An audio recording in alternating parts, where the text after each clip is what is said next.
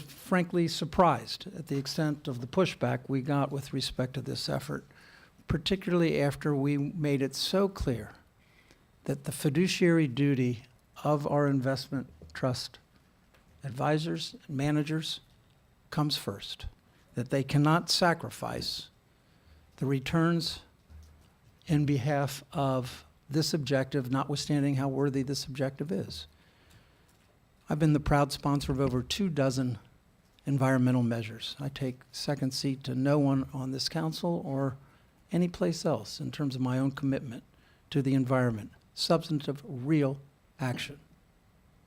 I do not consider this matter to be a frivolous, merely symbolic matter.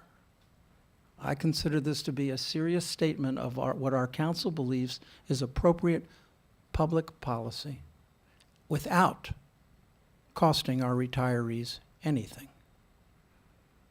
The notion that we are profiting from the very fossil fuel companies that are endangering our planet seems to me to be simply unacceptable on any level. Unless, of course, there are not investments that could achieve similar results.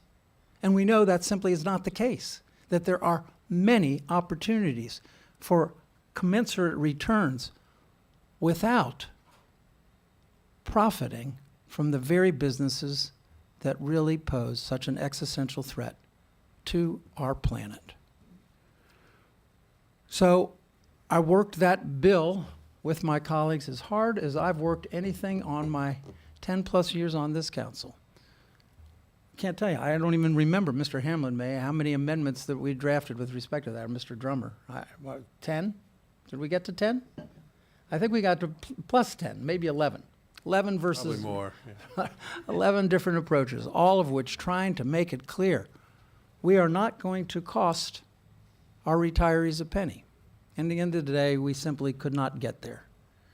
And many of my colleagues said to us, make this a resolution.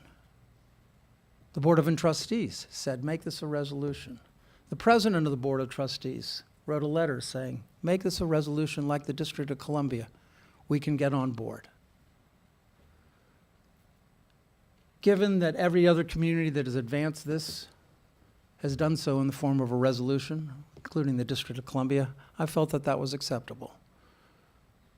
And so that is why we are where we are today with this matter before us, one that I continue to believe protects our retirees and asks our managers, really?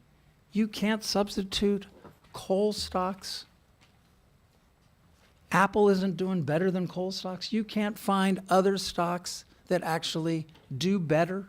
Even counter-cyclical stocks? I don't believe it.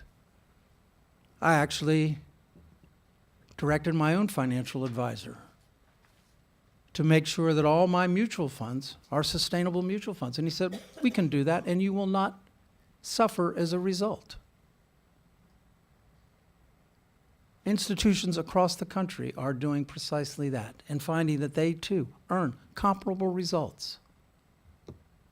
So I hope that we too will see that result when we move in that direction, as I hope we will today.